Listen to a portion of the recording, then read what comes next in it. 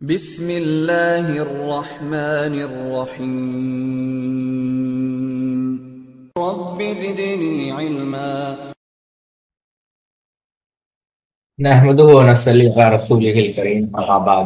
جیسا کہ ہم نے پچھلی نشست میں ذکر کیا تھا کہ ہم علامہ نواب صدیق حسن خان بھوپالی رحمۃ اللہ علیہ کی کتاب اس موضوع پر پڑھیں گے کہ اللہ کہاں ہے۔ اس سوال، اب دیکھیں اس کتاب کو مرتب کرنے والے کیا کہتے ہیں۔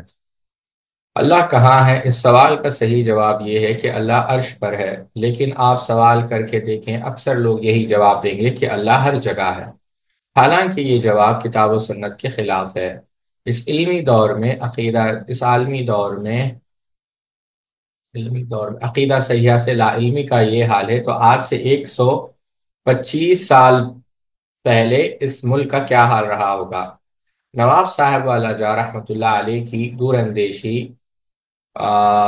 بالغ نظری اور اصلاح عقیدہ کی سچی تڑپ دیکھیے کہ انہوں نے اپنے وقت میں اس مخصوص عقیدے کی اصلاح کی ضرورت محسوس فرمائی اور کتاب، سنت، اجماع اور قیاس کی روشنی میں نہایت مدلل اور علمی انداز میں مسئلہ استوا اور جہت فوق کو ثابت کیا۔ جہت ڈائریکشن کو کہتے ہیں۔ اس کتاب میں کل 12 فصلیں ہیں، چیپٹرز۔ 11 فصلوں میں مسئلہ استوا اور جہت فوق کو مختلف ناحیوں سے ثابت کیا گیا، اور اس سلسلے میں جو شکوک و شبہات پیش کیے جاتے ہیں ان کا تشفی بخش جواب دیا گیا ہے۔ 12ویں فصل میں بلا دلیل کتاب و سنت کے صحیح عقائد کو صرف شمار کرا دیا گیا ہے۔ عقائد کے بعض مسائل تشریح طلب تھے، اس لیے اختصار کو مد نظر رکھتے ہوئے حاشیے میں ان کی کس قدر تشریح کر دی گئی ہے۔ نواب صاحب رحمۃ اللہ علیہ کا یہ رسالہ اردو زبان میں ہے اور نہایت مفید ہے، لیکن قدیم اردو ہونے کی وجہ سے مفید عام نہیں تھا۔ اس لیے مکتبۃ الفہیم مئو، یہ جو اتر پردیش کے اندر ہے، کے اشارے پر ترکیب اور الفاظ کی کچھ تبدیلی کے ساتھ تسہیل کی گئی ہے تاکہ عام فہم ہو سکے۔ مکتبۃ الفہیم مئو ملک کا ایک معروف تجارتی مکتبہ ہے۔ چند سالوں میں اس مکتبے نے تراث اسلامی کی احیاء کا اچھا نقش قائم کیا، اور اب تک 200 سے زیادہ سلفی عقیدے اور منہج کی، اگلے صفحے پہ جائیں، نایاب کتابیں بہترین طباعت کے ساتھ منظر عام پر آ چکی ہیں، یعنی 200 سے زائد کتابیں اب تک انہوں نے پرنٹنگ پریس سے چھاپا۔ زیر نظر کتاب بھی مکتبۃ الفہیم ہی کی مرہون منت ہے۔ اللہ تعالیٰ مکتبے کو توفیق مزید عطا فرمائے، آمین۔ استاد مکرم حضرت مولانا محمد صاحب اعظمی حفظہ اللہ، اللہ تعالیٰ ان کو جزائے خیر دے کہ موصوف نے اپنی مصروفیات اور ذوف کے باوجود تسہیل شدہ مسودے کی ہر سطر کا مراجعہ کیا اور حسب ضرورت تنقیح فرمائی۔ اب تسہیل شدہ کتاب آپ کے ہاتھ میں ہے۔ اللہ تعالیٰ کتاب کو مفید عام بنائے اور اس حقیر خدمت کو ناچیز کے لیے ذخیرہ آخرت بنائے، آمین۔ نور العین سلفی، استاد کلیت فاطمہ الزہرا اسلامیہ مئو۔ اب جو کتاب ہے ساتھیو، یہ کتاب لکھی علامہ نواب صدیق حسن خان بھوپالی رحمۃ اللہ علیہ نے، اگلے صفحے پہ جائیں۔ لیکن اس کتاب میں آگے بڑھنے سے پہلے آج ہم اختصار کے ساتھ یہ دیکھیں گے کہ یہ علامہ نواب صدیق حسن خان بھوپالی ہے کون۔ ساتھیو، علامہ نواب صدیق حسن خان بھوپالی رحمۃ اللہ علیہ وہ ہے جن کے متعلق شیخ حماد بن عتیق النجدی کہتے ہیں کہ امام معظم ہے۔ شیخ سعد بن حماد بن عتیق نجدی نے، جو انہوں نے اجازت دی امام العنقری کو، اس میں کہا کہ یہ جو ہے علامہ ہے، یعنی صدیق حسن خان رحمہ اللہ کی طرف اشارہ کرتے، اور انہوں نے تفسیر کے اندر اور علوم اسلامیہ میں بہت ساری کتابیں تصنیف فرمائی۔ شیخ اسحاق ابن عبد الرحمن ابن حسن ابن محمد بن عبد الوہاب، یعنی محمد بن عبد الوہاب کے پوتے کے بیٹے، عبد الرحمن ابن حسن کے بیٹے، یہ جو ہے علامہ نواب صدیق حسن خان بھوپالی رحمۃ اللہ علیہ کے شاگرد تھے، اور علماء نجد اور ان کے درمیان جو ہے مراسلات، یعنی لیٹرز کا ایکسچینج بھی ہوا کرتا تھا۔ فاس کے بہت بڑے محدث شیخ عبدالحی کتانی رحمۃ اللہ علیہ نے کہا کہ شمس الحق عظیم آبادی رحمۃ اللہ علیہ نے جو ہے علامہ نواب صدیق حسن خان بھوپالی کو اس وقت کا مجدد قرار دیا۔ بعض لوگوں نے ان کی کثیر تصانیف دیکھ کر یہ کہا کہ یہ جو ہے علماء کو پیسے دیتے تھے اور کتاب خرید لیتے تھے اور اپنی طرف نسبت کر لیتے تھے۔ شیخ کتانی رحمہ اللہ نے جواب دیا کہ اگر ایسا ہوتا تو ہر کتاب کا اسلوب الگ ہوتا، لیکن ہر اسلوب، ہر یعنی جو انداز ہے وہ یہ برابر ہے اور یعنی یکساں ہے، یعنی ایسا نہیں ہے کہ بدل رہا ہے. تو یہ اس بات کی دلیل ہے کہ جو حاسدین نے اعتراض کیا وہ باطل ہے. محمد حسین بٹالوی الرحمٰن نے بھی یہی بات کہا کہ نواب صدیق حسن خان اس دور کے مجدد تھے. آپ سمجھ رہے ہیں؟ شیخ نعمان آلوسی عراقی نے جلال العینین کے اندر کہا کہ شیخ الامام الکبیر السید العلامہ الامیر البدر المنیر البحر الحبر فی التفسیر والحدیث والفقہ والاصول والتاریخ والادب والشعر والکتابہ والتصوف والحکمہ والفلسفہ ابو طیب صدیق ابن حسن ابن علی ابن لطف اللہ الحسینی البخاری القنوجی. یعنی یہ الفاظ استعمال کیے کس کے لیے؟ نواب صدیق حسن خان بھوپالی رحمۃ اللہ علیہ کے لیے. یہی بات شیخ حسین ابن محسن انصاری یمانی رحمۃ اللہ علیہ نے کہا کہ واقعی میں آپ سید ہے، یعنی واقعی میں جو ہے اللہ نے آپ کو شرف سے نوازا اور بہت بڑے عالم دین. جمال الدین قاسمی رحمۃ اللہ علیہ جو شام کے عالم دین ہیں، قواعد تحدیث کے اندر یہی بات لکھی کہ علامہ نواب صدیق حسن خان یعنی شیخ شمس اللہ صاحب عن المعبود سے نقل کیا کہ علامہ نواب صدیق حسن خان بھوپالی رحمۃ اللہ علیہ جو ہے اس دور کے یعنی 13ویں صدی کے مجدد تھے، محدث تھے، اور بہت ساری کتابیں آپ نے لکھی. مولانا اسماعیل سلفی رحمۃ اللہ علیہ نے نگارشات کے اندر نواب صدیق حسن خان بھوپالی کے متعلق لکھا ہے کہ یہ ان کی نظیر اس زمانے میں نہیں ملتی، چاہے وہ قرآن تفسیری میدان ہو، حدیث کا میدان ہو، فتح البیان ہے، عون الباری ہے، سراج الوحاج ہے، فتح العلام ہے، الروضہ ہے، ابجد العلوم ہے، اتحاف النبلا ہے. یعنی یہ ایک ایسی خدمت آپ نے کی ہے جس کے وزن کو جو ہے ہلکا نہیں، جس کے بوجھ کو اتارا نہیں جا سکتا. علامہ بکر ابو زید جو فتاوی لجنہ دائمہ کے ممبر بھی ہے، انہوں نے بھی یہی بات کہی کہ جو سبحان اللہ، یعنی انہوں نے نصیحت کی طلبہ کو کہ امام شوکانی اور اس کے ساتھ ذکر کیا علامہ نواب صدیق حسن خان بھوپالی رحمۃ اللہ علیہ کی کتابیں پڑھنے کا. تو ساتھیوں یہ تمہیدی طور پر یہ باتیں رکھنے کا مقصد یہ تھا کہ آپ سمجھے کہ جس شخصیت کے بارے میں ابھی ہم پڑھنے والے ہیں کوئی معمولی شخصیت نہیں ہے. اب آپ دیکھیں ساتھیوں، علامہ نواب صدیق حسن خان بھوپالی رحمۃ اللہ علیہ ان کی جو ولادت ہوئی اتوار کے دن 19 جمادی الاولیٰ 1238 ہجری میں، یعنی اگر آپ 15 اکتوبر 1832 میں، ٹھیک ہے. آپ کے جو والد تھے وہ سید اولاد حسن تھے، جو قنوج علاقہ تھا وہاں کے آپ رہنے والے تھے، ٹھیک ہے. 5 سال کی عمر میں آپ کے والد کا انتقال ہوا. وہ آپ کی کفالت، آپ کی پرورش آپ کی والدہ نے کی، اور آپ کی والدہ ہمیشہ آپ کو اس بات کی نصیحت کرتی تھی کہ دین سیکھو، نماز پڑھو، اذکار پڑھو. اور 7 سال کی عمر سے ہی آپ علیہ الرحمہ جو ہے مسجد میں جو ہے جماعت کے ساتھ نماز ادا کرتے تھے. اچھا، اس کے بعد آپ نے جو ہے ابتدائی طور پر جہاں تک تعلیم کا مرحلہ ہے، صرف، نحو، مختصر معنی، جو ان کے بھائی تھے سید احمد حسن عرشی، ان سے آپ نے سیکھا. اور ان کے جو بھائی تھے انہوں نے اس وقت کے جو علماء تھے جیسے عبد الغنی ابن ابی سعید الدہلوی، ان سے جو ہے آپ نے علم حاصل کیا. پھر اس کے بعد علامہ نواب صدیق حسن خان بھوپالی رحمۃ اللہ علیہ فاروق آباد گئے، اور وہاں پر آپ نے مولانا محمد حسین سے جو ہے علم حاصل کیا. جیسے اور بھی کتابیں پڑھی، کافیہ ہے، شرح جامی ہے، قطبی ہے، میر قطبی ہے، آفاق المبین ہے، در المختار ہے، مشکات المصابی ہے. اور فاروق آباد سے آپ کانپور گئے، اور کانپور میں آپ نے ملا محمد مراد بخاری اور مولوی محبت محب اللہ پانی پتی سے جو ہے استفادہ کیا.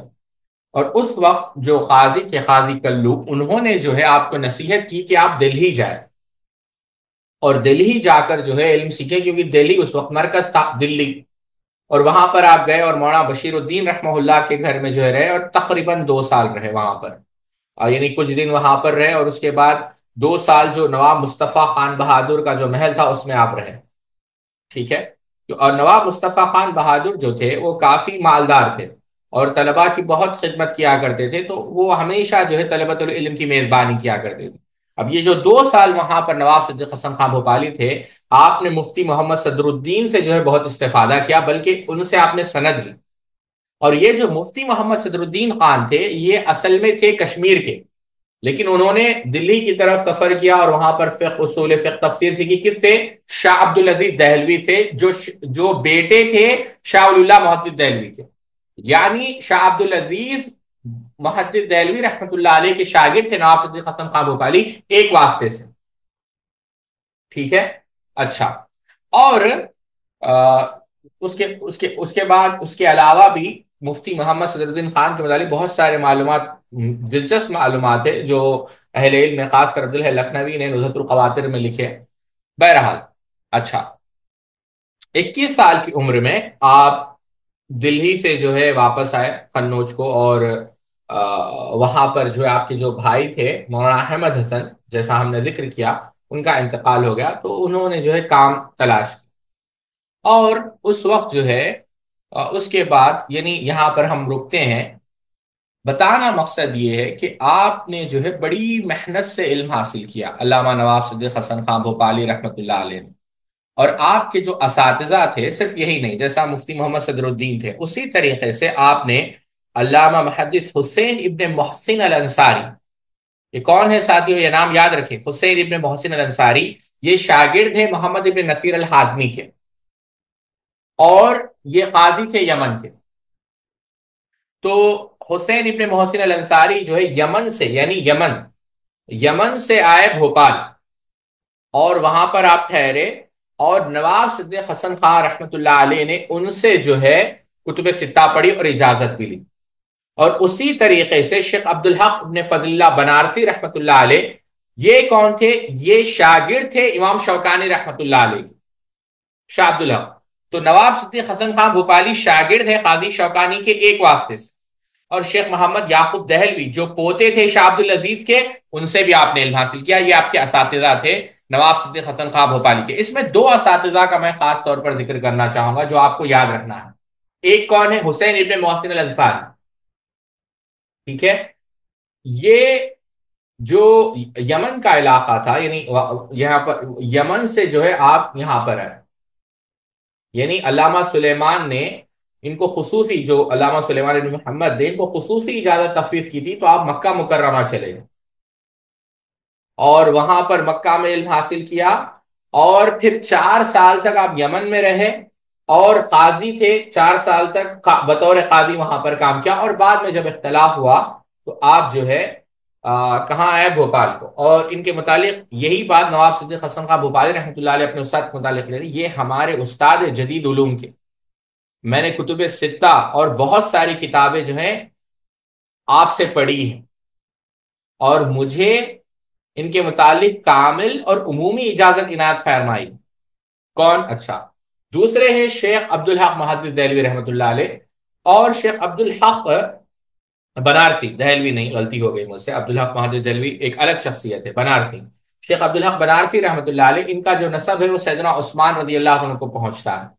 اور آپ حج گئے، اور حج جانے کے بعد آپ یمن گئے، اور یمن کے اندر قاضی شوکانی رحمۃ اللہ علیہ اور دیگر اہل یمن سے جو علماء یمن تھے، آپ نے علم حاصل کیا اور واپس آئے، اور وہاں پر جو ہے آپ تعجب کریں گے، ان کا جو انتقال ہوا ساتھیوں، بڑی دلچسپ ان کی سیرت ہے۔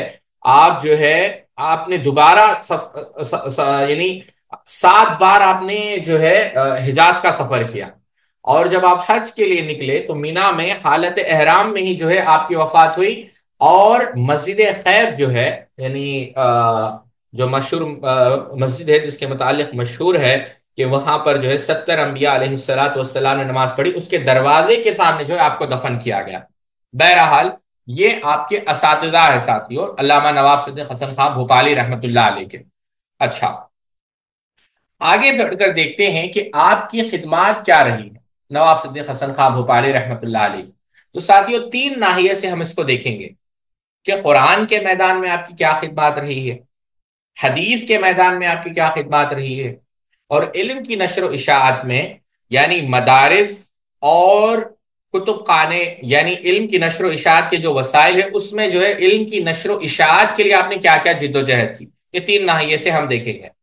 لیکن پہلی چیز جو ہم دیکھیں گے کہ آپ دیکھیں علامہ نواب صدیق حسن خان بھوپالی کے صفات کیا ہے۔ ایک بڑی جو صفت تھی آپ کی وہ یہ تھی عاجزی۔ آپ اتنی بڑی علمی شخصیت ہے ساتھیوں، آپ اس سے اندازہ کریں، میں بات بھول نہ جاؤں، بس عرض کر رہا ہوں، دیکھیں آپ اتنی بڑی شخصیت ہے کہ عربی میں آپ کی کتابیں ہیں، فارسی میں آپ کی کتابیں ہیں، اردو میں آپ کی کتابیں ہیں، ہو سکے تو اس کو آپ یعنی سنیں بس، عربی کے اندر آپ تفسیر اٹھا لیں، فتح البیان فی مقاصد القرآن، نیل المرام من تفسیر آیات الاحکام، ایک ایک تفسیر کے بارے میں ساتھیوں مستقل درس دیا جا سکتا ہے کہ فتح البیان کی خاصیت کیا ہے، فتح البیان کا مقام کیا ہے۔ آپ اس سے اندازہ کریں علامہ انور شاہ کشمیری رحمت اللہ علیہ کوئی معمولی شخصیت نہیں۔ علامہ انور شاہ کشمیری رحمت اللہ علیہ کی ایک کتاب ہے مشکلات القرآن، جو ان کے ایک شاگرد ہے سید محمد احمد رضا بجنوری، جنہوں نے فیض الباری جو ہے مرتب کی، یعنی اس سے جمع کی گئی۔ اس کتاب کے اندر علامہ انور شاہ کشمیری جو دیوبندی ہے، شیخ الہند کے شاگرد ہے، اس میں لکھا ہے کہ آپ نے جو ہے علامہ نواب صدیق حسن خان بھوپالی رحمت اللہ علیہ کی جو ہے کتاب سے استفادہ کیا ہے۔ یہ کون کہہ رہے ہیں؟ علامہ انور شاہ کشمیری رحمت اللہ علیہ۔ سمجھے اس بات؟ تو بتانا مقصد یہ ہے کہ ایک ایک کتاب پر جو ہے مستقل درس دیا جا سکتا ہے، فتح البیان فی مقاصد القرآن، پھر نیل المرام فی تفسیر من تفسیر آیت الاحکام، پھر حدیث کے متعلق الادراک فی تخریج رد الاشراق، الاذاعہ لما کان وما یکون بین یدی الساعہ، 40 حدیثا فی فضائل الحج والعمرہ، اکلیل الکرامہ فی تبیان مقاصد الامامہ، بلوغ المسئول من اخذیت الرسول، الحرز المقنون من لفظ المعصوم والمعمون، حسن الاسوا فيما ورد في النسواء، السراج الوحاج من كشف مطالب صحيح مسلم بن الحجاج، العبرة مما جاء في الغزو والشهادة والهجرة، عون الباري لحل أدلة البخاري، مشير الساكن الغرام إلى روضة دار السلام۔ یہاں پر تھوڑا میں ٹھہرنا چاہوں گا اور اس کو آپ سمجھنے کی کوشش کریں۔ وہ یہ ہے ساتھیوں کہ حدیث کے اوپر جو آپ کی خدمت ہے ساتھیوں، وہ مختلف ناحیوں سے، کتابیں میں تفصیل سے رکھوں گا لیکن ایک آسان انداز بات سمجھانے کے لیے میں آپ کے سامنے رکھتا ہوں کہ علامہ نواب صدیق حسن خان بھوپالی رحمت اللہ علیہ نے جو حدیث کی خدمت کی ہے ساتھیوں، وہ 6 ناحیوں سے۔ کتنے؟ 6 ناحیوں سے۔ ایک، متون حدیث پر کام کیا، حدیث کے متن پر، تقریباً 6 کتابیں آپ نے حدیث کے متن پر لکھی، 23 کتابیں آپ کی حدیث کی شرح پر ہے۔ ایک ہے متن، یوں سمجھے آپ دا میننگ اور دا ورڈنگ آف دا حدیث، ایک ہے شرح، کامنٹری، ایکسپلینیشن آف دا حدیث، اصول حدیث، پرنسپلز آف حدیث، اس پہ 2 کتابیں، تراجم حدیث، حدیث کے ترجمے 7 کتابیں، فقہ الحدیث 23 کتابیں، اور ائمہ حدیث، روات حدیث کے متعلق جو ہے ان کی سیرتیں، وہ تقریباً چند کتابیں ہیں۔ تو تقریباً آپ نے اتنی کتابیں صرف حدیث کے باب میں لکھی، ٹھیک ہے؟ اب آتے ہیں صرف عربی باب میں دوبارہ اس فہرست کی طرف آتا ہوں۔ یغزات اولو الاعتبار من ذکر النار و اصحاب النار، 40 حدیثا متواترہ، فضائل الحج والعمرہ فی 40 حدیثا، الرحمہ المہدہ الی من یرید زیادۃ العلم علی احادیث مشکات، الروض البسام من ترجمہ بلوغ المرام، فتح العلام بشرح بلوغ المرام، منہاج الوصول الی اصطلاح حدیث الرسول۔ یہ حدیث کے موضوع میں۔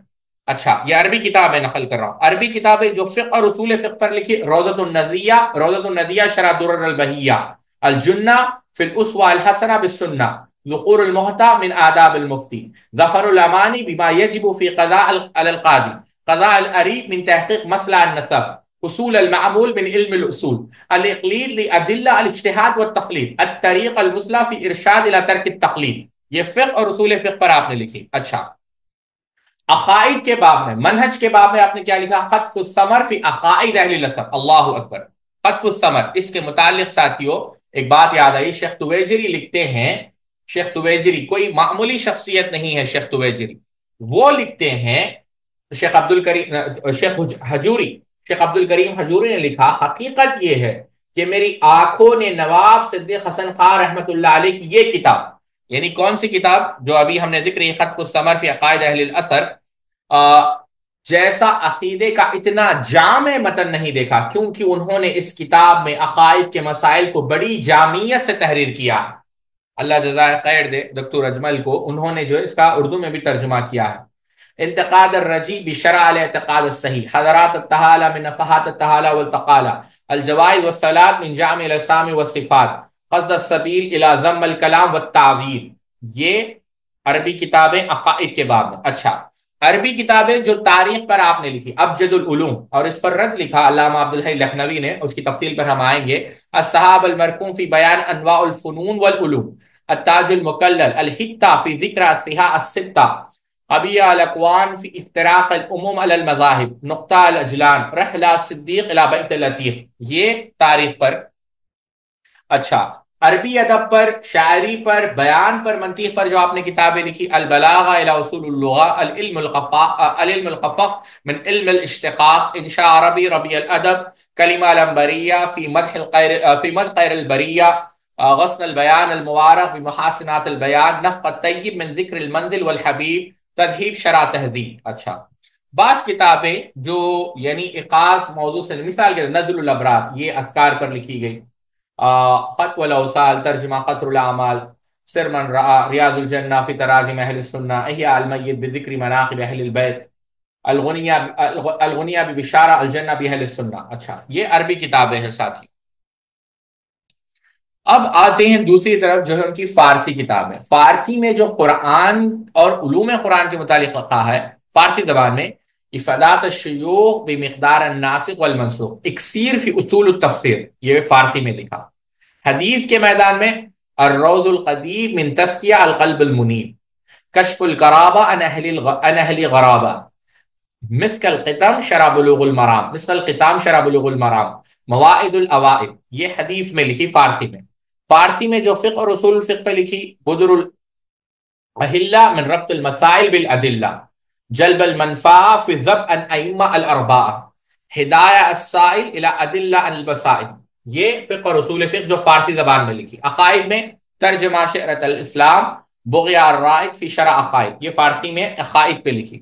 پھر تاریخ میں اتحاف النبلاء المتقین بیحییٰ مسار الفقہاء المحدثین، تقصر جیود الاحرار من تذکر جنود الابرار، النہج المقبول من شرائع الرسول، یہ تاریخ فارسی۔ اچھا، جو عربی شاعری سے متعلق فارسی میں لکھی وہ کیا ہے: حل اسیلہ المشکلہ، دلیل المطالب فی ارجاء المطالب، برد الاکبار، سؤال تذکرہ شمن جمن، تذکرہ صد گلشن، المنحال المعذب، الصفی شرح منحاج البیان الشافی، نگارستان سقن، تصریف الریاض، ترجمہ مرآ الارواح، صفیہ شرح کافیہ، المغنم البدیر الصادر والورید، نفع الطیب، ذکر المنزل والحبیب، گل رائنا، یہ جو ہے فارسی میں جو ہے لکھی۔ اور جو فارسی میں اور بھی بہت سی کتابیں: حجج الکرامہ فی آثار القیامہ، ثمار التذکیر فی شرح اثبات التفسیر، زالت النشید من بشرا الکبیب، اسیلہ اجوبہ بشاور، ریاض المرتض وغایض الاربز، الفر النمی من اصل السمی،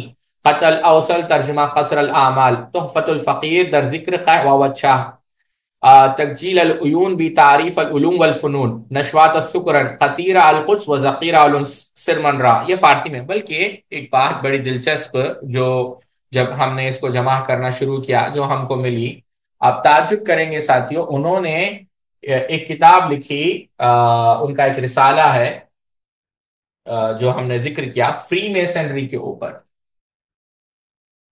فری میسنس ہے نا، فری میسنس کے اوپر آپ کا ایک رسالہ ہے جو آپ نے 1295 میں لکھا، جو شاہجہاں بھوپال مطبع، جو پرنٹنگ پریس تھا شاہجہانی بھوپال، وہاں سے آپ نے چھپا۔ اور یہ سوال کیا گیا تھا ان سے کہ کیا مسلمان فری میسن بن سکتا ہے، یعنی جائز ہے ناجائز؟ تو جواب میں آپ نے فری میسنس کون ہے اس کا ڈیفینیشن بیان کیا، اور ثابت کیا کہ جو مسلمان فری میسن میں شامل ہو جائے وہ مرتد ہے اور واجب القتل ہے۔ اور یہ بھی یاد رکھیں کہ جو فری میسن ہے، لغت نصارہ میں فری بمانی آزاد اور میسن بمانی معمر، یعنی فری میسن ہونا یعنی ایک عیسائی ہونا ہے، آپ سمجھ لیں۔ تو اس پر بھی آپ کی کتاب، یعنی اتنا جو ہے آپ کا، یعنی موسوعہ آپ سمندر تھے علم کے۔ اب آتے ہیں اردو کی جو کتابیں ہیں آپ کی، جو اردو میں آپ نے کتابیں لکھی۔ تفسیر کے میدان میں تفسیر ترجمان القرآن بلطائف القرآن، تذکر الکل بتفسیر الفاتحہ و اربع قل۔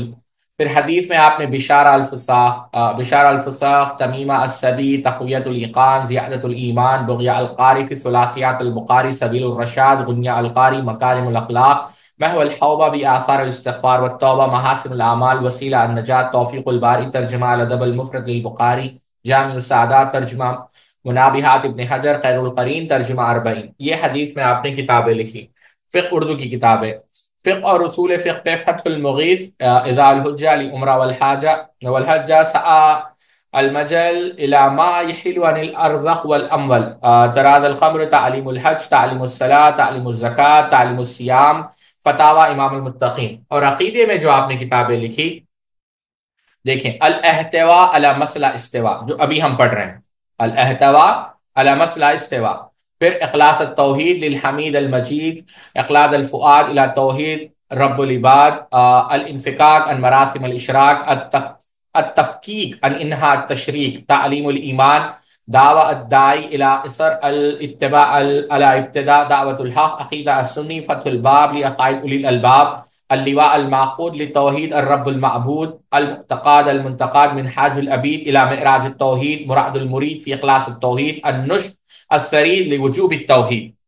اور اس کے بعد جو رقائق پر آپ نے کتابیں لکھی، التفریع القروب بالتوبہ عن الذنوب، توضیح المعاصی والطبقات، خاضیہ المقدمہ علی فتنہ القبور، اقترب الساعہ، اعقاد الرقود باحوال اليوم الموعود، النذیر العریان من درکات اذان، حث الانسان على ما يجبد الجنان، حادی القلب السلیم الى درجات الجنت النعیم، ایقاد النیام الى صلہ الارحام، اختیار السعادہ بإيثار العلم على العبادة، إسعاد العباد على العباد بحقوق الوالدين على الأولاد، بذل المنفعة لإداء الأركان الأربعة، بذل الحياة لحسن الممات، تحفة الصائمين، تبشير الآسي بتكفير المآسي، تحريم القمر والزنا واللواطة والمعازف والعشق، رسالة مؤجيات ومهلكات، تعثير الثوب بقبول الثوب، تحصيل الكمال بقتال المواجبة للظلال، توضیح المعاصی والطبقات، دواء القلب القاسي بتذکیر الموت الناسی، زیادت الایمان باعمال الجنان، ضوء الشمس، عین الیقین، ترجمہ 40 امام غزالی، عاقبہ المتقین، اشارہ کاملہ، غراس الجنہ، فتنہ الانسان من التقاء ابناء الزمان، قول الثابت، قول الحق، قواطع البشر، کشف اللسام عن غربۃ الاسلام، منتخب زاد المتقین للشیخ عبد الحق الدہلوی، خيار القيارة، مقالة الإحسان في مقامة العرفان، إذا مع السكر بقام الصبر والشكر، الدعاء والدواء، فتح القلاق للطائف المنان والأخلاق، قوارع الانسان، خواتي البشر، لسان العرفان۔ اچھا، یہ رقائق پر آپ نے لکھی۔ جو تاریخ پر لکھی، ترجمان وہابیہ، نصب الذریعہ الى تعدید علوم الشریعہ، حدیث الغاشیہ عن الفتن القالیہ والفاشیہ، طلاء المقدور من مطالع الدہور، ابقاء المنن بلقاء المحن۔ اور بھی کتابیں ہیں جیسا اتباع الحسنہ فی جملہ ایام السنہ، مجیب فی النحو المغرق، منتخب نفع العود فی ایام الشریف جمود، امارت الاوقات بوظائف العبادات، فصل الخطاب فی فضل الخطاب، کشف الالتباس اما وسوسہ به القناس، کشف الصدر عن وجہت الذکر والفکر، المتظاہر المختصر فی حسن الظن للمعتذر، مراتي الغزلان في تذكر أديب الزمان، إعلام البشر بوجوه الخير والشر، حسن المسؤولة إلى إصلاح الراية والراي، برق السبس، خلق إنسان، الدر المنزود في ذكر المهدي الموعود، رأن الخرفة بشرف الحرفة، روز مرة إسلام، السيف المسلول على من سب الرسول، غیافہ الاخوان بقیافہ الانسان۔ یہ آپ کی اردو کی کتابیں ہیں ساتھیوں جو آپ نے لکھی۔ تو یہ ان کی تصنیفات ہے ساتھیوں۔ یہاں پر دو چیزیں، اگر قرآن کے متعلق ان کی تصنیف دیکھنا ہے ساتھیوں تو بر صغیر کے اہل حدیث خدام قرآن، یہ جو ہے لکھی مولانا اسحاق بٹی رحمۃ اللہ علیہ نے، اس کا صفحہ نمبر 590 591 پہ آپ نے علامہ نواب صدیق حسن خان بھوپالی رحمۃ اللہ علیہ کی قرآنی خدمات کو ذکر کیا۔ جہاں تک ساتھیوں آپ کے، اور ہم نے ذکر بھی کیا آپ کی کتابوں کے بارے میں، جہاں تک آپ کے حدیث کی خدمات کا ذکر ہے ساتھیوں، تو جیسا ہم نے کہا آپ کی حدیث کی خدمات 6 ناحیوں پر مشتمل ہے ساتھیوں۔ آپ اس سے اندازہ کریں جو آپ کی خدمات ہے کوئی معمولی خدمات نہیں ہے ساتھیوں۔ خود شیخ الاسلام ابن تیمیہ رحمۃ اللہ علیہ کی جو سب سے پہلی کتاب جو شائع ہوئی وہ فتاوی الحمویہ ہے، اور اردو ترجمے کے ساتھ اس کو شائع کرنے والے کون ہیں ساتھیوں؟ سب سے پہلے علامہ نواب صدیق حسن خان بھوپالی رحمۃ اللہ علیہ۔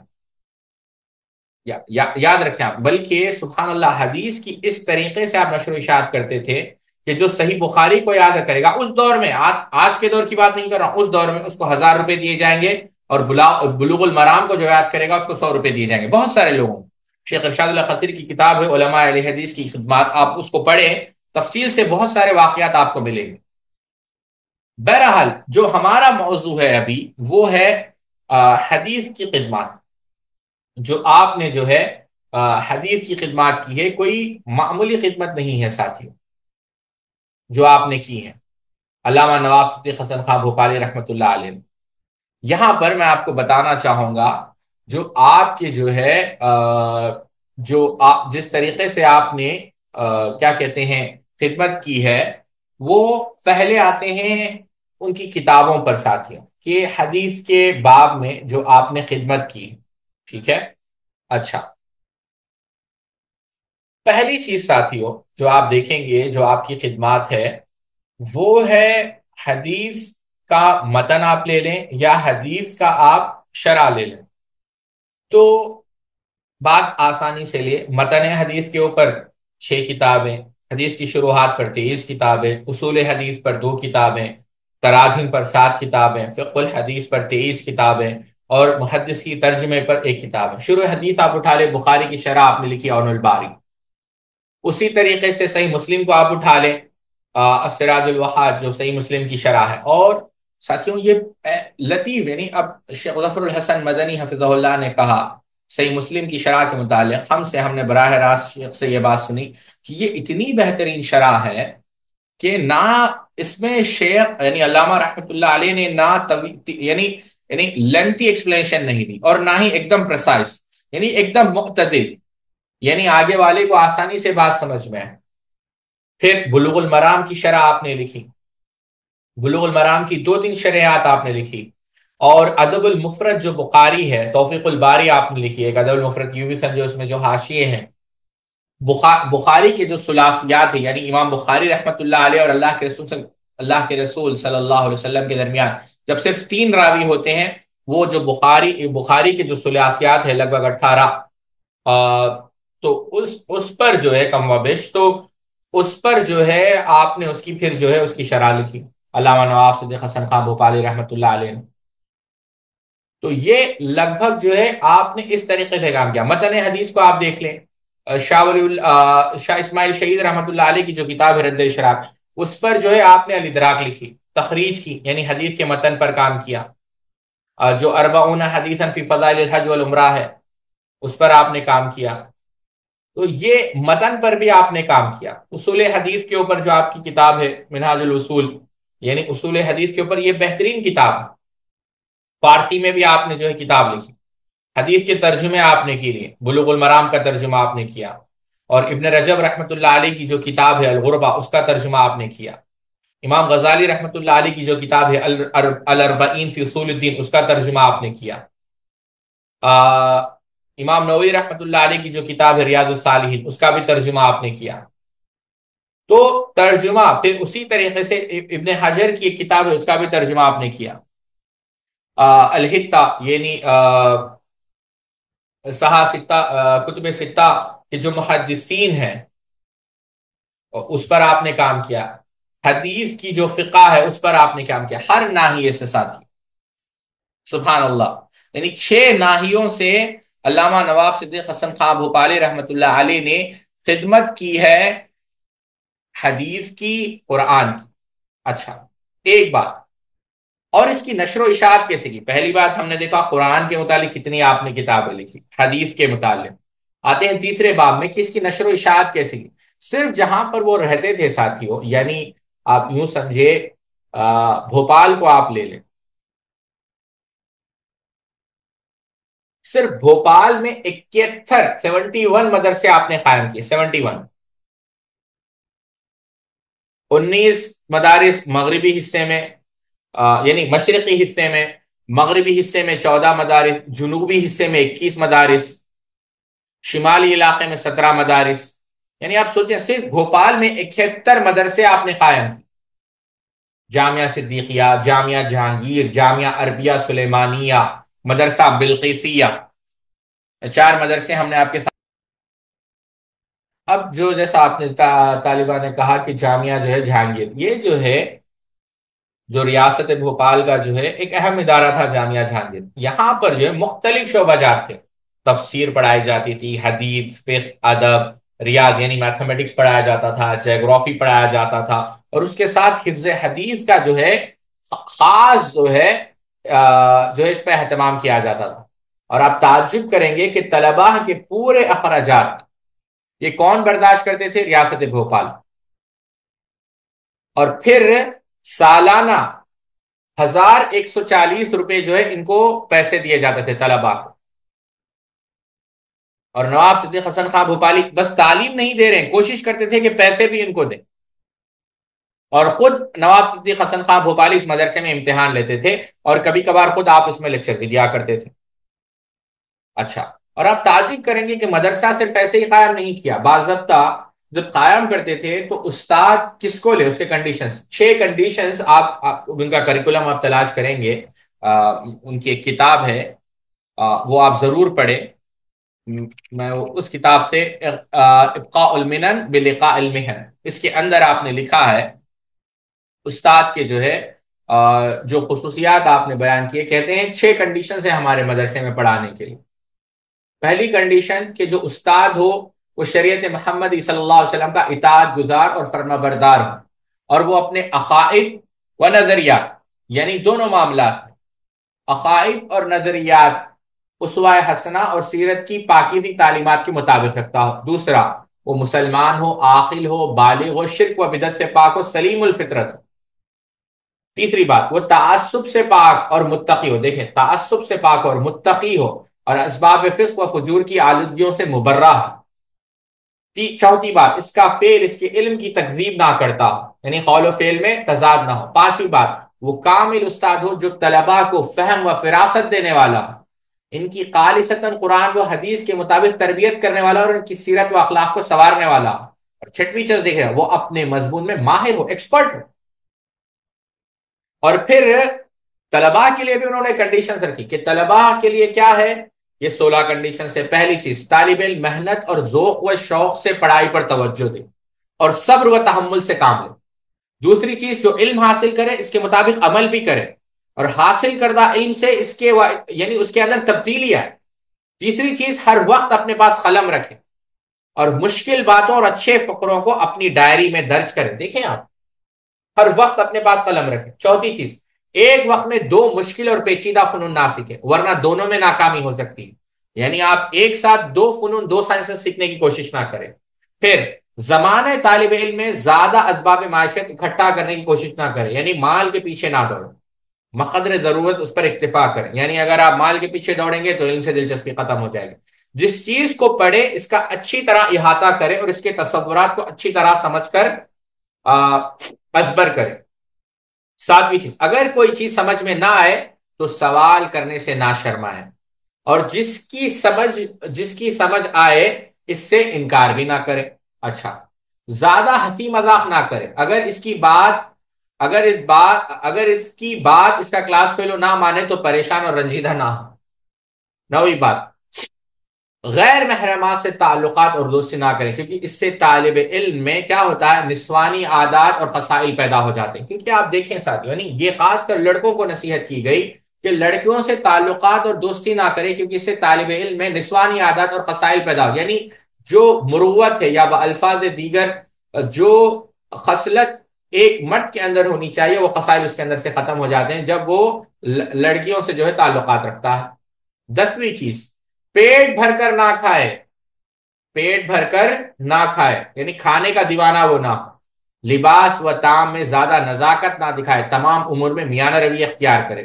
12ویں بات، رات کو عشاء کے بعد جلدی سو جائے اور صبح کو جلدی اٹھے. 13ویں بات، حلال و حرام کی تمیز کرے اور حرام سے ہر ممکن بچے.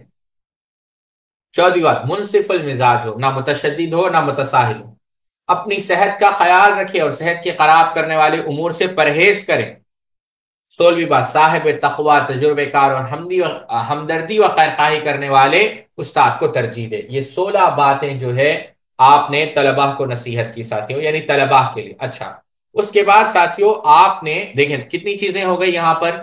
علم کی نشر و اشاعت میں کیا کیا، مدارس کو قائم کیا، اور مدارس کو قائم نہیں کیا، ٹاپ کلاس مدارس کو قائم کیا جس میں استاد بھی ایکسپرٹس بنے اور طالب علم جو ہے اعلیٰ قسم کے طلباء. اور پھر لائبریریز قائم کیے ساتھیوں. اچھا، لائبریریز بھی 3 قسم کے قائم کی. ایک تو کتب خانہ، سرکاری کتب خانہ، گورنمنٹ لائبریریز. ایک کتب خانہ فیض عام لوگ بھی آ سکتے ہیں، اور ایک کتب خانہ جو جامعہ جہانگیر کے لیے قائم کیا گیا، اور اس کتاب میں متعدد کتابیں تھے ساتھیوں، یعنی ہر جگہ سے آپ اس سے اندازہ کریں کہ یعنی آپ سوچیں، معاصر صدیقی نے لکھا ہے کہ بہت سی نایاب کتابیں انہوں نے عرب سے منگوائی، مثلا ابن حجر اسقلانی، امام ذہبی، امام شعرانی، امام منصری اسفرائینی، ابن جوزی، امام سیوطی، ابن قیم، ابن تیمیہ، محمد ابن اسماعیل، قاضی محمد ابن الشوکانی کی تالیفات وغیرہ۔ یہ کتابیں ہندوستان میں جبریت احمرہ اور انقا مغرب کی طرف مفقود تھی۔ ان میں سے بعض مؤلفات ایسی بھی ہے جو مؤلفین کے قلم کی لکھی ہوئی ہے، یعنی ڈائریکٹ آتھرز نے لکھی اس کو، اور یا ان پر مؤلفین کے دستخط موجود ہے۔ یعنی کہاں سے منگائی؟ دور دور سے کتابیں جمع کر کر جو ہے علامہ نواب صدیق حسن خان بھوپالی نے جو انڈیا میں لایا۔ اور یہاں پر ایک بات میں نقل کرتا ہوں تاکہ میں بھول نہ جاؤں، علامہ نواب صدیق حسن خان بھوپالی وہ پہلی شخصیت تھی ساتھیوں جنہوں نے ابن کثیر رحمت اللہ علیہ کو چھاپا۔ آپ سے پہلے کسی نے ابن کثیر، سبحان اللہ، آپ دیکھیں کتنی بڑی خدمت ہے۔ سب سے پہلے چھاپنے والے تفسیر ابن کثیر کو وہ علامہ نواب صدیق حسن خان بھوپالی رحمت اللہ علیہ، اور یہی حال دوسری کتابوں کا ہے، چاہے وہ فتح الباری اور دیگر کتابیں، سب سے پہلے اس کو چھاپنے والے کون تھے؟ نواب صدیق حسن خان بھوپالی رحمت اللہ علیہ۔ ٹھیک ہے، تو چاہے وہ نیل الاوتار ہو، تفسیر ابن کثیر، یہ اچھا، تو کتب خانے ہو گئے۔ اچھا، پرنٹنگ پریس آپ نے جو ہے ڈالی، مطبع صدیق یعنی پرنٹنگ پریس صدیقی، شاہ جہانی، سلطانی، سکندری کی، یعنی اسٹیبلش کیا پرنٹنگ پریسز کو۔ میں ایک حوالہ آپ کو دیتا ہوں، مسلمان تو چھوڑیں آپ، باربرا ڈی میٹکیف، یہ ایک عورت ہے، باحیات ہے، بوڑھی ہو چکی ہے ابھی، 1941 میں ان کی پیدائش ہوئی۔ یہ پروفیسر ہے تاریخ کے یونیورسٹی آف کیلیفورنیا میں، اور خاص کر ساؤتھ ایشیا کی جو ہسٹری ہے نا، اس کی وہ ایکسپرٹ ہے۔ انہوں نے پی ایچ ڈی کیا یونیورسٹی آف کیلیفورنیا سے 1974 میں، اور آپ تعجب کریں گے جو ان کا پی ایچ ڈی کا جو عنوان تھا وہ تھا علماء دیوبند کے اوپر۔ ان کا جو پی ایچ ڈی کا ان کی کتابیں ہیں بہت ساری، جیسا Islamic revival in British India Deoband, perfecting women Maulana Ashraf Ali Thanvi Bihishti Zewar, making Muslim space in North America and Europe, a concise history of India, Islamic contestations, essays on Muslims in India and Pakistan, Husain Ahmad Madani, the jihad for Islam and India's freedom, یہ آپ کی کتابیں ہیں بہت ساری۔ اچھا، ان کا ایک آرٹیکل ہے ساتھیوں جو چھپا ہے، وہ کہاں چھپا ہے؟ ایک جرنل ہے، journal of the Royal Asiatic Society, اور یہ جرنل چھپا تھا 14 سپٹمبر 2023 میں۔ اس کے اندر ان کا آرٹیکل چھپا ہے، باربرا ڈی میٹکاف کا، اور وہ آرٹیکل کا عنوان کیا ہے؟ A way with words, Nawab Siddiq Hasan Khan and the unexpected power of print, یہ عنوان ہے، Nawab Siddiq Hasan Khan and the unexpected power of print. اس میں انہوں نے بتایا کہ ان کی پرنٹنگ پریس سے کتنی کتابیں چھپی۔ آپ علماء اہل حدیث کی کتابیں پڑھیں گے تو ملیں گے، لیکن ایک غیر مسلم نے بھی یہ بات بتائی، کتنی کتابیں انہوں نے چھاپی، کتنی محنت سے۔ اللہ اکبر، اللہ آپ کی خبر پہ کروڑوں رحمتیں فرمائے۔ تو یہ پرنٹنگ پریسیں قائم کی نواب صدیق حسن خان بھوپالی رحمت اللہ علیہ نے علم کی نشر و اشاعت کے لیے، تاکہ جو ہے ہر جگہ جو ہے علم عام ہو جائے۔ بلکہ ساتھیوں علم سے اتنی محبت تھی کہ جب آپ نے جو ہے علامہ نواب صدیق حسن خان بھوپالی رحمت اللہ علیہ کے متعلق آتا ہے کہ علم سے اتنی محبت تھی کہ آپ نے جو ہے اپنے اہلیہ کو تک جو ہے علم حاصل کرنے کی تلقین کی تھی۔ اور جو یہ تو علم ہے، اور جو صفات تھے ساتھیوں وہ بھی کمال کے تھے، یعنی اتنی عاجزی تھی۔ مثال کے طور پر اتنی بڑی شخصیت، سبحان اللہ، دیکھیں کیا کہتے ہیں ابقاء کے اندر کہ ہم جیسے لوگوں کو طالب علم ہونا ہی کفایت کرتا ہے، مرتبہ علم تک رسائی ہمارے سلف صالحین کا کام تھا۔ خلف میں نہ وہ ہمت ہے نہ اشتیاق، سلف و خلف کے علوم میں بہت زیادہ تفاوت ہے۔ علاوہ ازیں ہم لوگ علماء نہیں ہیں بلکہ محض حاملین علم ہے، نقال ہے، علم نقل کرنے والے، قوال ہے، زبان سے بیان کرنے والے، اور اس میں بھی عدم عمل کی وجہ سے بے اثر ہے۔ سبحان اللہ، اتنی بڑی شخصیت یہ کہہ رہی۔ امام نووی رحمت اللہ علیہ کا ایک بار ذکر آیا کہ امام نووی نے بھی اذکار پر کتاب لکھی، نواب صدیق حسن خان بھوپالی نے بھی۔ جو طالب علم پڑھے گا وہ مقارنہ کر کر نتیجے پہ پہنچے گا، لیکن اس کے باوجود دیکھیں آپ کہتے ہیں امام نووی رحمۃ اللہ علیہ کے متعلق کہ امام نووی رحمۃ اللہ علیہ علم میں فضل میں بہت زیادہ ہے، بلکہ نووی کے خاک پاک کے برابر بھی نہیں، یعنی ان کے پیر کی جو دھول ہے اس کے برابر بھی نہیں ہو، کہاں ذرہ اور کہاں سورج، سبحان اللہ، یہ آپ کی عاجزی ہے، اتنی بڑی شخصیت اور علم سے اتنی محبت کی. خود کہتے ہیں مجھے یاد نہیں کہ میں نے کبھی پتنگ اڑائی، مرغ لڑایا ہو، بٹیر پالا ہو، شطرنج کھیلا ہو، مجھے یاد نہیں کوئی کھیل کھیلا ہو یا کبھی یعنی حالانکہ میرے سر پر کوئی بزرگ نہ تھا، لیکن اللہ تعالیٰ نے مجھ پر احسان فرمایا ہے کہ مجھے کبھی بھی مکروہ امور کا شوق پیدا نہیں ہوا. میں ہمیشہ اچھے لوگوں کی صحبت کا طالب رہا ہوں، اور اگر اتفاقاً کسی صحبت بد میں پھنس گیا تو جلدی متنبع ہو کر باز آ گیا. الحمدللہ یہ بات نواب صدیق حسن خان بھوپالی رحمۃ اللہ علیہ نے کہی، اور کہا کہ میں جو ہے اہل اللہ، جو اللہ والے ہیں، یعنی جو صالحین ہیں ان سے میں محبت کر، المرء مع من احب،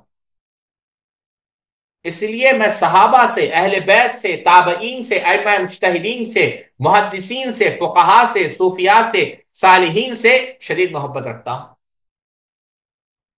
اور خواہش کرتا ہوں کہ کاش ان کی صحبت مجھ کو نصیب ہو جائے. یہاں پر ساتھیوں ان کی زندگی سے چلے ہم 7 جو ہے نصیحتیں لیتے ہیں. کس کی زندگی سے؟ علامہ نواب صدیق حسن خان بھوپالی رحمۃ اللہ علیہ کی زندگی سے. پہلی چیز ساتھیوں، یا پہلی نصیحت جو ہم لے سکتے ہیں وہ یہ ہے ساتھیوں، وہ خود علامہ نواب صدیق حسن خان بھوپالی رحمۃ اللہ علیہ وہ کیا کہتے ہیں ساتھیوں علم کے متعلق، کہ بعض ناتجربہ کار لوگ بچے کو ہر وقت پڑھاتے رہنے اور زیادہ سے زیادہ سبق دینے میں اس کی کامیابی سمجھتے ہیں، اور یہ خیال کرتے ہیں کہ یہ جلدی جلدی بہت ساری تعلیم حاصل کر کے بہت سے کمالات کو حاصل کر لے گا. حالانکہ اہل تجربہ کے نزدیک اصل بات کچھ اور ہے. وہ تو کہتے ہیں طالب الکل، یعنی جو ہر چیز کے پیچھے پڑتا ہے، یعنی ایک دم تمام چیزوں کو حاصل کرنے کی خواہش، تمام چیزوں کو بھی دینے کے مترادف ہے، یعنی تمام چیزیں ایک ساتھ وہ کھو دے گا. تو بچے کو سبق دیتے وقت اس کے ذہن کا اندازہ لگانا چاہیے. اگر وہ ذکی الطبع یعنی انٹیلیجنٹ ہو اور ذہین ہو تو دن میں 4 مرتبہ، ورنہ 2 مرتبہ 2 کتابوں کا سبق دینا کافی ہوتا ہے. تو آپ دیکھیں صبر کے ساتھ علم حاصل کرنے کی جو ہے تلقین ہو رہی ہے. اپنی جو بیوی تھی، جب دوسری شادی انہوں نے کی، اس کو بھی پابند کیا کہ مجھ سے آپ مشکات اور بلوغ المرام پڑھا کریں ہر روز، تاکہ آپ خواتین کو جو ہے دینی مسائل جو ہے سکھا سکیں. اور آج دیکھیں ساتھیوں، جب اتنی صبر تحمل کے ساتھ علم حاصل نہیں کیا گیا، آپ ممبروں پر دیکھ رہے خطیبوں کا عالم کیا ہے. اس دور میں نواب صدیق حسن خان بھوپالی رحمۃ اللہ علیہ نے کہا، اس دور کے خطبہ دینے والے، واعظین، تقریر کرنے والے میں بہت زیادہ آفت آ گئی ہے جو شمار نہیں ہو سکتی. ان کا ایک اہم موضوع واقعہ کربلا کا بیان ہوتا ہے. اس طرح ولادت وفات کے خود ساختہ واقعات اور مختلف ایام و تواریخ کی رسمیں اور عیدیں ان کا دل پسند موضوع ہوتی ہے، کہ قرون اولیٰ میں اس طرح کی قصہ گوئیوں کا کوئی رواج نہ تھا، نہ ہی کوئی انہیں جانتا پہچانتا تھا. اس طرح کے قصے اور افسانے اکثر موضوع یا ضعیف روایت پر مبنی ہوتے ہیں، بلکہ کوئی بھی قصہ ان آفات سے خالی نہیں ہوتا. اس دور میں نوبت یہاں تک آ پہنچی ہے کہ ہر سال وہی قصے اور واقعات ایک نئی طرز نظام و نشر میں یعنی سنائے جاتے ہیں. آپ سوچیں یہ کون؟ علامہ نواب صدیق حسن خان بھوپالی رحمۃ اللہ علیہ لگ بھگ 150 سال پہلے کہہ رہے ہیں. اور آج دیکھیں آج کے خطبہ کا عالم کیا ہے. وہی حال ہے، وہی بات کو دہراؤ، وہی بات بار بار دہراتے جاؤ. تو یہ جو قصہ گوئی ہے یہ سلف کا منہج نہیں تھا. تو پہلی نصیحت ساتھیوں، علم کے اندر اتقان، رسوخ حاصل کریں، اور اس کے لیے صبر ضروری. دوسری چیز علامہ نواب صدیق حسن خان بھوپالی رحمۃ اللہ علیہ، آپ کی کتابیں اس سے میں نقل کر رہا ہوں، پہلی جو اولاد کے اوپر جو ان کی کتاب تھی، دوسری جو ہے وسیلۃ النجاہ، اس کے اندر لکھا کہ دنیا کی رسوائی بمقابلہ آخرت کی رسوائی کی کچھ بھی نہیں ہے. دنیا خواب و سراب ہے، بہت جلد گر جاتی ہے. آخرت باقی رہنے والی ہے، وہاں کا حساب و کتاب وہاں کا حساب و کتاب اور ہی رنگ دکھلائے گا. صبر کا اجر ہے، حساب ہوتا ہے، اللہ تعالیٰ صبر کرنے والوں کے ساتھ رہتا ہے. اترانے فخر کرنے والوں کے دوست اللہ تعالیٰ ان کو دوست نہیں رکھتا. تو دوسری نصیحت علامہ نواب صدیق حسن خان بھوپالی رحمۃ اللہ علیہ نے کی کہ یہ دنیا بہت جلد ختم ہونے والی ہے.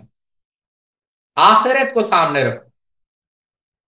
تیسری چیز ساتھیوں، فتاوا، فتاوا ہے ان کا، انشاءاللہ جب اسماء و صفات کے مجھے سوال ہوں گے بہت سارے فتاوے ہم ان سے نقل کریں گے۔ فتاوے کی جلد نمبر 1 صفحہ نمبر 19، اس میں کیا لکھتے ہیں؟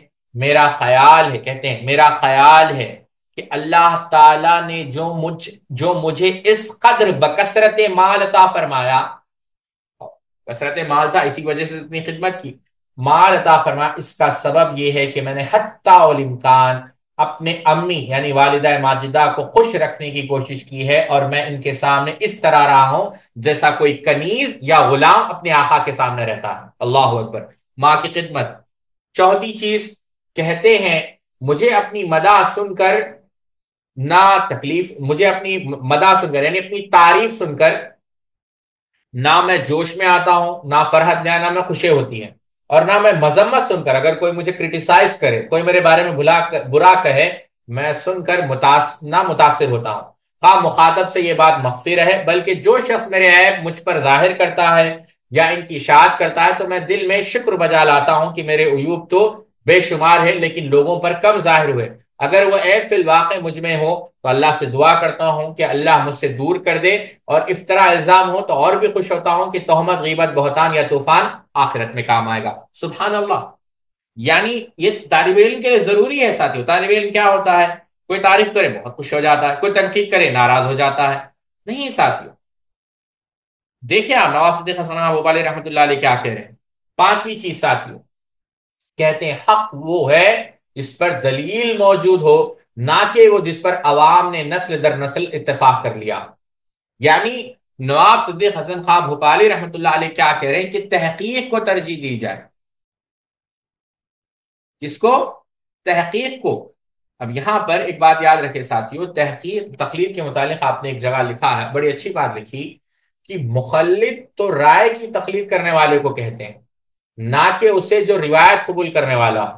لوگ تقلید اور اقتداء میں فرق نہیں کرتے، یہی عدم فرق اس جہالت اور اعتراض کا منشا ہے۔ بہت سارے لوگ کہتے ہیں کہ ہم بھی تقلید کریں، نہیں، یہ فرق ہے، تو ہم دلیل کی پیروی کر رہے ہیں، اور طالب علم کو چاہیے کہ وہ کس کو دیکھے؟ دلیل کو دیکھے۔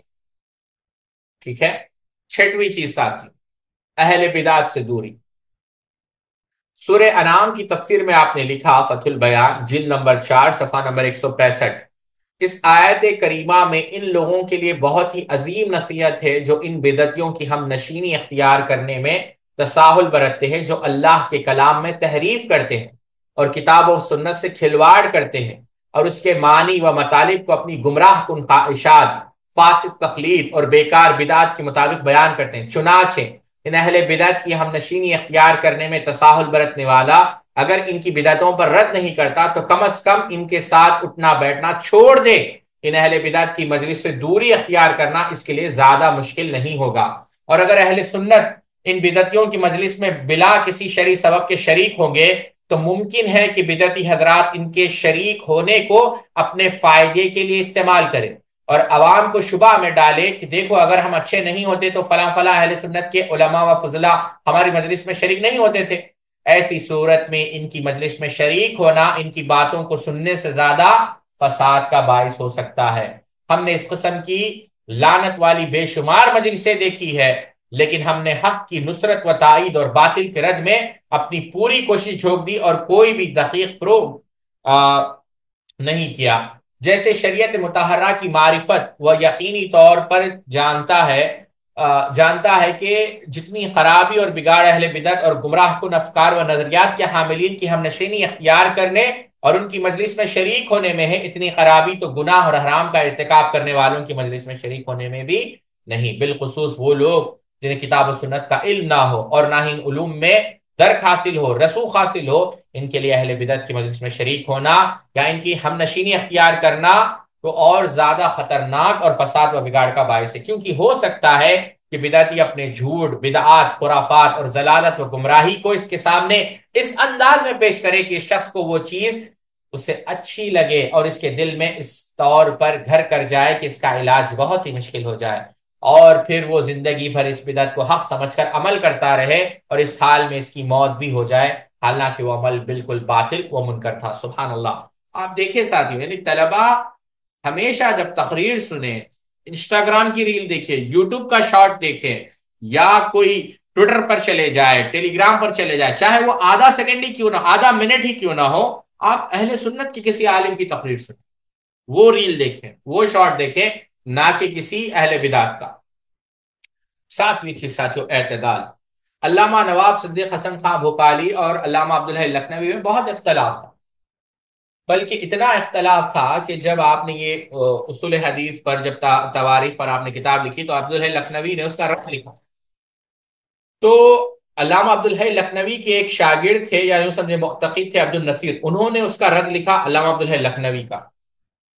تو علامہ عبدالحی لکھنوی نے سمجھا کہ یہ رد عبد النصیر نے نہیں، بشیر الدین سہستوانی نے لکھا ہے، نام ابو الفتح کا کیوں نہ، اور پھر عبدالحی لکھنوی نے رد لکھا۔ تو جب یہ سلسلہ چلتا رہا تو اس میں علامہ عبدالحی نواب صدیق حسن خان بھوپالی نے کیا کہا، بے شک نواب صاحب اور میں، یعنی علامہ لکھا کہ بے شک نواب صاحب اور میں علم و کمال میں بھائی بھائی ہے، گرچہ وہ مجھ سے ریاست و اقبال میں فائق ہے، اور اجنبیوں سے بحث و مباحثہ کرنے سے بہتر ہے کہ ایک بھائی دوسرے بھائی سے براہ راست ہم کلام ہوں۔ ٹھیک ہے، یہ بات کس نے لکھی؟ عبدالحی لکھنوی رحمۃ اللہ علیہ نے۔ اور جب عبدالحی لکھنوی کا انتقال ہوا، نواب صدیق حسن خان بھوپالی بہت پریشان ہو گئے، اور آپ نے کہا کہ آج علم کا سورج جو ہے ڈوب گیا ہے، اور آپ نے اس دن کھانا نہیں کھایا ساتھیوں، اس غم کی وجہ سے، بلکہ غائبانہ جنازے کی نماز پڑھی عبدالحی لکھنوی رحمۃ اللہ علیہ۔ تو اعتدال، تعصب نہ، اعتدال، ٹھیک ہے۔ تو یہ 7 چیزیں تھی ساتھیوں، اور آخری جو آپ کی وفات ہوئی ساتھیوں، اس کا واقعہ کچھ اس قدر ہے۔ مولانا ذوالفقار احمد بھوپالی نے لکھا ہے کہ شیخ جو تھے، ان کی جو آخری تالیف تھی، یعنی علامہ نواب صدیق حسن خان بھوپالی کی مخالۃ الحسان ہے، یہ کتاب ترجمہ ہے فتوح الغیب، جو کہ سیدنا و مولانا حضرت سید عبد القادر جیلانی رحمۃ اللہ علیہ کی تالیف ہے۔ جب اس کا طبع ہونا شروع ہوا تو میں نے اور انہوں نے اس کا مقابلہ کیا۔ کس نے؟ مقابلہ یعنی کمپیریزن۔ ذوالفقار احمد رحمۃ اللہ علیہ یہ بات کہہ رہے ہیں، جب صحت نامہ کا وقت آیا تو وہ بیمار تھے، میں نے اور ایک اور شخص نے اس کا مقابلہ ان کے روبرو کیا، مرض استسقا ہو گیا تھا، نہایت درجہ ایذا ہو گئی، مگر بڑے مستقل مزاج تھے، یعنی تکلیف بڑھ گئی تھی۔ وفات کے وقت تک استقلال رہا، اور ہر اس اور بے صبری کا کلمہ، یہ جب یہ واقعہ شیخ عزیر شمس سنا رہے تھے تو وہ رونے لگے کہ کسی کو علم سے اتنی محبت کیسے ہو سکتی ہے کہ انسان مرنے سے پہلے بھی کتاب کا مطالعہ کر رہا ہے، کتاب دین کی خدمت کر رہا ہے۔ سبحان اللہ! دیکھیں آپ، ان کے جن کے سامنے وہ مرے ہیں وہ بیان کر رہے ہیں واقعہ۔ مولانا ذوالفقار صاحب کہتے ہیں نہایت درجہ ایذا ہو گئی، مگر بڑے مستقل مزاج تھے، وفات کے وقت تک استقلال رہا، ہر اس اور بے صبری کا کلمہ ہرگز زبان سے نہیں نکلا، یعنی کوئی ایسا جملہ نہیں نکلا جو نامناسب تھا۔ ایام بیماری میں شب کو میں ان کے پاس رہتا تھا، رات کو نیند نہیں آتی تھی اور نہ لیٹا جاتا تھا، پلنگ پر قبلہ رخ بیٹھے رہتے، سامنے تکیہ رکھ لیتے تھے، اس پر سر رکھ لیا، کبھی اٹھا لیا، اس طرح ساری رات بسر ہوتی تھی، یعنی تکلیف میں، اور اکثر یا ارحم الراحمین کہتے تھے۔ بیماری کی شدت کی وجہ سے لکھنے کی طاقت نہیں تھی، مگر علم کا شوق وہی۔ مجھ سے کہا، بھائی ذوالفقار، تم آخر اور جگہ بیٹھ کر لکھتے ہو، ہمارے سامنے ہی لکھا کرو۔ میں اس وقت مرات النسواء لکھ رہا تھا، بس میں نے ان کے روبرو لکھنا شروع کر دیا، ظہر سے عصر تک ان کے کمرے میں لکھتا، پھر گھر جاتا، بعد عشاء کے پھر آ جاتا تھا، تو رات کو بھی چراغ کے روبرو بیٹھ کر ان کے سامنے لکھتا تھا۔ اس سے ان کو انس یعنی محبت ہوتی تھی علم سے، اور اس اسنا میں یعنی اسی دوران جب عشاء کے بعد لکھتا تھا، باتیں ہوا کرتی تھی، باتیں کیے کرتے تھے۔ کون؟ مولانا نواب صدیق حسن خان بھوپالی رحمۃ اللہ علیہ۔ کئی دنوں سے اسی طرح ہوتا تھا، کبھی فرماتے، بھائی آدمی 2 قسم کے ہوتے ہیں، ایک تو مثل دوا کے جب بیمار ہو تو ان کی حاجت ہو، اور ایک مثل غذا کے کہ کسی حالت میں اس سے چارہ نہیں۔ میری یہی مثال ہے، غرض یہ کہ چار شنبہ بس و نہم 29 جمادی الاولیٰ 1307 کو نگاہ جی میں آیا کہ آج 3 بچے سے ان کے پاس 3 بجے سے ان کے پاس جاؤں۔ چنانچہ جلدی سے کھانا کھا کر، یعنی ذوالفقار صاحب کہہ رہے ہیں، جلدی سے کھانا کھا کر ان کے پاس حاضر ہوا، کیونکہ زہر سے اثر لکھتے تھے پھر عشاء کے بعد آتے تھے۔ تو تکیے پر سر رکھے ہوئے تھے، میں نے سلام کیا تو سلام کا جواب دیا، فرمایا اچھا ہوا سویرے آ گئے، پھر باتیں کرتے رہے۔ بے قراری زیادہ تھی، دوا علاج ہوتا رہا مگر کچھ نفع نہیں ہوتا، اس طرح ہوتے ہوتے رات کے 12 بج گئے۔ اس وقت یا اس سے قبل کہا بھائی اگر سے ہماری کتاب نہیں آئی، میں نے کہا وہ چھپ گئی، اس کا صحت نامہ بھی تیار ہو گیا ہے۔ فرمایا اچھا ہوا، مہینہ بھی پورا ہوا اور ہماری تعلیم بھی پوری ہوئی، یعنی 29 جمادی الاخر، یعنی آپ دیکھیں 12، دیکھیں آپ، پھر کوئی دوا لایا تو پی لی۔ ذرا دیر بعد میں نے کہا کچھ آپ کو تسکین ہے؟ فرمایا کس قدر؟ پھر کہا اب ہم دوا نہیں پئیں گے۔ اتنے میں 1 بج گیا۔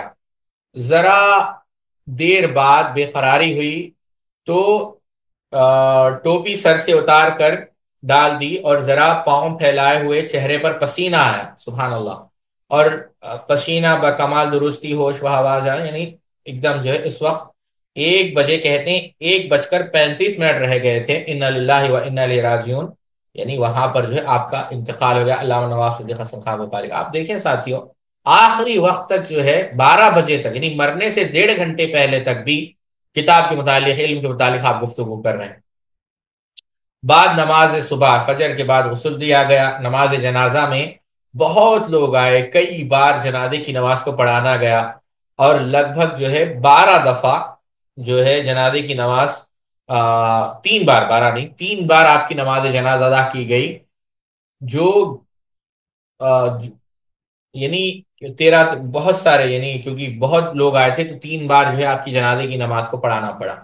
تو اللہ تعالیٰ سے دعا ہے اللہ رب العزت آپ کی خبر پر کروڑوں رحمتیں فرمائیں، اور اللہ تعالیٰ ہمیں سلف صالحین کے نقش قدم پر چلنے کی توفیق عطا فرمائے، اور علامہ نواز صدیق حسن خان بھوپالی رحمۃ اللہ علیہ کی کتابوں سے، ان کے علم سے ہمیں استفادہ کرنے کی توفیق عطا فرمائے۔